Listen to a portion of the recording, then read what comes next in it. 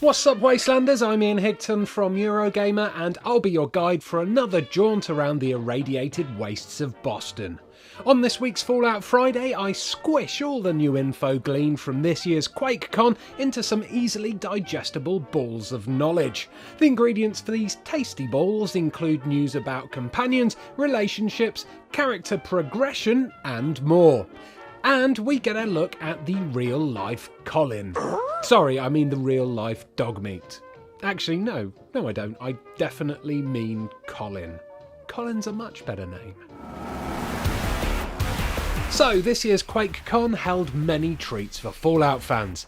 Not only did Pete Hines reassure us that the game is almost finished, but during a 30-minute presentation, Todd Howard released a load of brand new info and showed off an extended gameplay clip.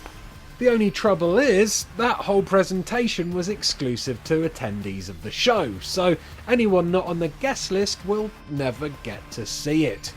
Weak. Don't worry though, I've managed to scavenge the most important bits of information announced at the presentation from various sources around the web, and I'm going to share them with you now, because I'm nice like that. First up, have you ever wanted a robot to call you face? Because in Fallout 4, a robot will call you face, but only if you want it to. The voice actor for Codsworth, the Mr. Handy first seen in the game's prologue section, has been busy recording thousands of popular names, so that during the game there's a high chance Codsworth will be able to say the name you gave your character when he speaks to you. As well as popular real names though, it seems Bethesda also recorded a ton of other names that are a little bit more unusual.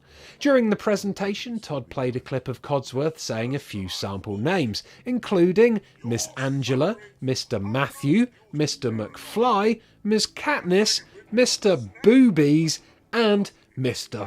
Face. What?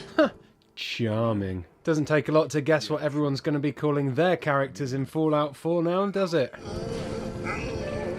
Did you know that Codsworth was one of 12 companions that can accompany you on your adventures through the Wastelands? You didn't? Well, he is, along with Colin and everyone's favourite Minuteman, Preston Garvey. A fourth companion was also introduced during the QuakeCon presentation, a woman named Piper who runs a local newspaper from Diamond City, which is located in the ruins of the Red Sox's Fenway Park. According to reports, Piper was wearing a red leather coat and an old-fashioned newsboy hat, and she helped the player get access to the park, which angered her boss, Mayor McDonough. These companions won't just help you shoot stuff though, a few of them will also keep you warm at night with special cuddles, as long as you romance them correctly. We don't yet know how the old romance dance will work, but as long as your wannabe mate is a human, the potential to woo them is there, regardless of gender. I kinda like the sound of that. You could meet someone on the road, fall in love, and then build them your very own dream house to live in. Oh, how romantic. The biggest news from the presentation though came when Todd explained how the new levelling system would work. As per past Fallout games, the special system will allow us to spend a pool of points across the 7 different statistics at the start of the game, but the way they will affect your character development will be slightly different. The more points you assign to a stat, the more perks you'll be able to allot to it during the game. Each time you level up, you'll be able to unlock or upgrade a perk in one of your chosen stats, and each one of these stats has 10 perks assigned to it, each giving your character new abilities and proficiencies. So will you spread them out evenly amongst all the stats, or go right to 10 on a stat and give yourself the chance to unlock some really cool top tier perks? It's up to you, but this method should mean that your playstyles vary considerably each time you start a new character. According to Howard, most perks will have additional upgrades as well, meaning that the total progression system will have 275 potential unlocks in total. That all might sound a little confusing, but it should be a lot easier to understand when we actually see that part of the game in action.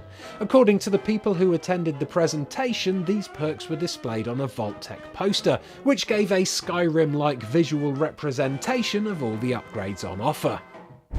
Over on another part of the internet, in a video released by Bethesda called Fallout 4 Why Details Matter, Todd lets slip this juicy nugget about Fallout 4's weather system. We have a new weather system for this one so that the storms from the glowing sea, these radiation storms, can flare up and then blow through the world, and when the lightning goes off you get radiated, but that creates a very post-apocalyptic look. The glowing sea is located in the area of Boston where the bomb from the trailer falls. According to Todd, this area will look much more like your classic murky Fallout 3 wasteland, compared to the more colourful areas that Bethesda have been showing off in the E3 gameplay reveals. It's quite a cool addition, having these radiation storms blowing in every so often, and it should make us rethink the way we navigate the game world. See a radioactive storm approaching? Rather than popping up an umbrella and skipping through the rain, we'll probably need to find shelter ASAP or risk receiving a bolt of radioactive lightning to the face. Right, let's wrap this episode up with a bit about a dog. But not just any dog, the dog. This is River, the real-life inspiration for Fallout 4's Colin. The real-life inspiration for Colin. River's human companion is none other than Fallout 4's lead-level designer Joel Burgess, who along with his wife tweeted out some comparison shots so we could see just how realistic his in-game model is.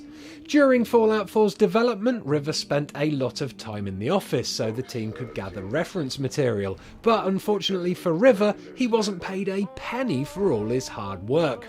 It's a dog's life indeed.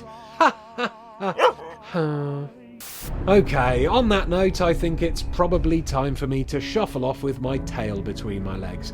Thanks again for watching and subscribing. I'll see you next week. You thought that dog's life joke was funny, didn't you, Colin? God damn it, Colin.